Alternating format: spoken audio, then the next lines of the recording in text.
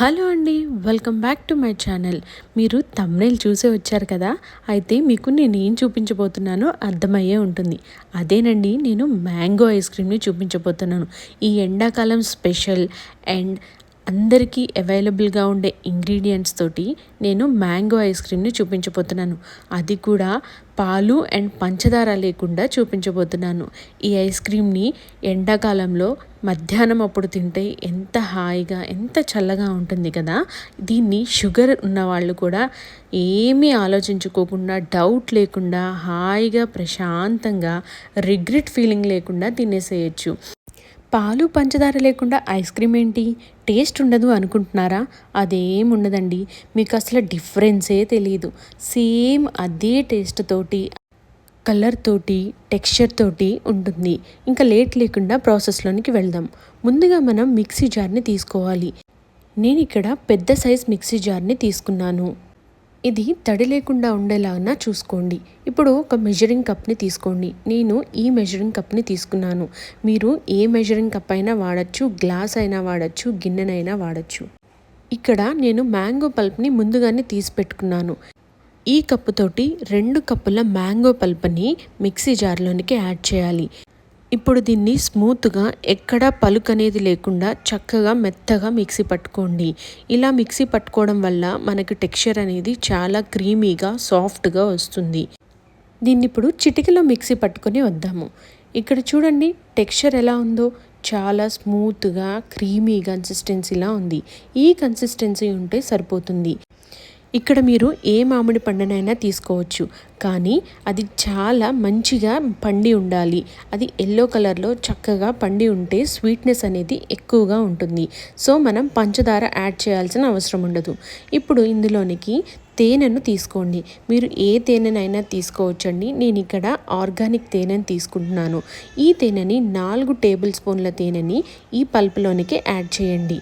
2 కప్పుల మ్యాంగో పల్పుకి మనం 4 table spoon హనీని add చేసాము. ఇక్కడ మనం షుగర్ యాడ్ చేయకుండా షుగర్కి బదులుగా ఆర్గానిక్గా దొరికే హనీని యాడ్ చేసాం, అంటే తేనెను యాడ్ చేసాం.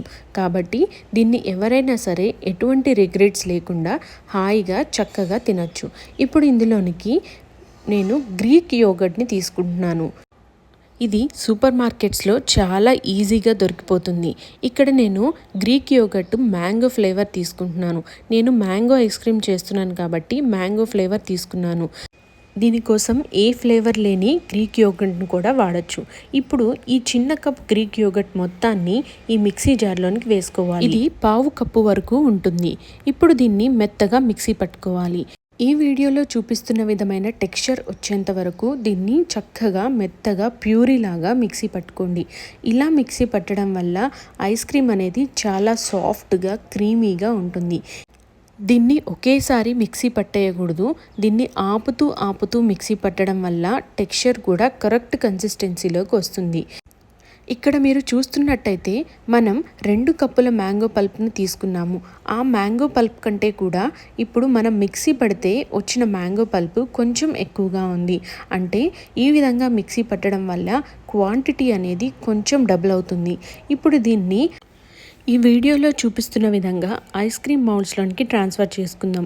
నేను ఇటువంటి టైప్ ఆఫ్ ఐస్ క్రీమ్ మౌల్డ్స్ని తీసుకున్నాను. మీరు ఇక్కడ ఎలాంటివైనా తీసుకోవచ్చు. ఇవి మార్కెట్లో చాలా ఈజీగా అవైలబుల్గా ఉన్నాయి.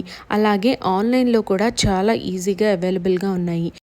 ముందుగా మనం మిక్సీ చేసి పెట్టుకున్న ఈ మ్యాంగో ప్యూరీ అంతటిని ఐస్ క్రీమ్ మౌల్డ్స్లోనికి ట్రాన్స్ఫర్ చేసుకోవాలి. ఇలా ట్రాన్స్ఫర్ చేసుకున్న తర్వాత దీన్ని ఒకసారి నెమ్మదిగా, నిదానంగా ఇలా ఒకసారి ట్యాప్ చేయండి. ఇలా ట్యాప్ చేయడం వల్ల అందులో ఉన్న ఎయిర్ బబుల్స్ అన్నీ పోతాయి. తర్వాత దీన్ని ఇలా ఐస్ క్రీమ్ స్టిక్స్ తోటి క్లోజ్ చేయండి. ఇలా క్లోజ్ చేస్తే గాలి అనేది పోకుండా ఐస్ క్రీమ్ అనేది చక్కగా ఫామ్ అవుతుంది. అండ్ ఇది చాలా క్రీమీ టెక్స్చర్ తోటి ఉంటుంది. దీన్ని డీప్ ఫ్రిడ్జ్లో పెట్టి ఒక 8 గంటల సేపు ఉంచండి, లేదా ఒక ఓవర్ నైట్ మొత్తం దీన్ని ఫ్రీజ్ చేయండి. ఇలా ఫ్రీజ్ చేస్తే ఐస్ క్రీమ్ అనేది ఫామ్ అవుతుంది. అండ్ మీ దగ్గర ఈ మౌల్డ్ అనేది లేకపోతే ఒక చిన్న టీ గ్లాస్ని తీసుకోండి. ఇప్పుడు మనం ముందుగా మిక్సీ చేసి పెట్టుకున్న ఈ మ్యాంగో ప్యూరీ అంతటిని ఈ చిన్న టీ గ్లాస్లోనికి ట్రాన్స్ఫర్ చేయండి. తర్వాత దీన్ని ఇలా ఒక ప్లాస్టిక్ కవర్ తోటి దానిపైన మూత పెట్టి దానికి ఒక రబ్బర్ బ్యాండ్ని వేయండి. ఇలా వేయడం వల్ల గాలి అనేది పోకుండా ఐస్ క్రీమ్ చక్కగా గడ్డలాగా క్రీమీగా వస్తుంది. ఇప్పుడు మన ఐస్ క్రీమ్ అనేది రెడీ అయిపోయింది. ఇప్పుడు ఈ ఐస్ క్రీమ్ని తీసి చూద్దాం ఎలా ఫామ్ అయిందో. దీన్ని ఒకసారి ఇలా చేతితో రబ్ చేసి తీయండి. ఇలా రబ్ చేసి తీయడం వల్ల ఐస్ క్రీమ్ అనేది పర్ఫెక్ట్గా బయటకు వస్తుంది.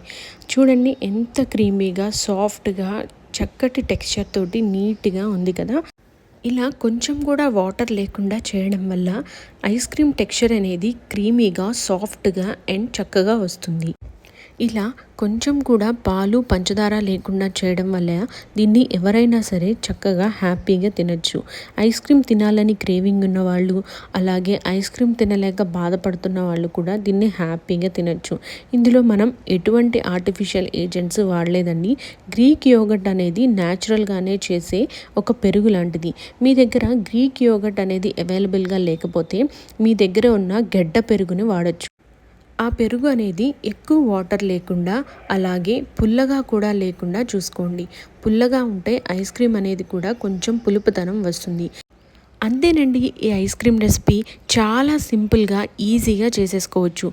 మనకి నార్మల్గా దొరికే వాటితోనే ఈ ఐస్ క్రీమ్ని ఎటువంటి కష్టం లేకుండా చక్కగా అప్పటికప్పుడు తయారు చేసుకోవచ్చు. ఈ రెసిపీ మీకు నచ్చిందా? అయితే తప్పకుండా ట్రై చేయండి. అండ్ ఇలాంటి మరిన్ని వీడియోస్ కోసం నా ఛానల్ని సబ్స్క్రైబ్ చేయండి.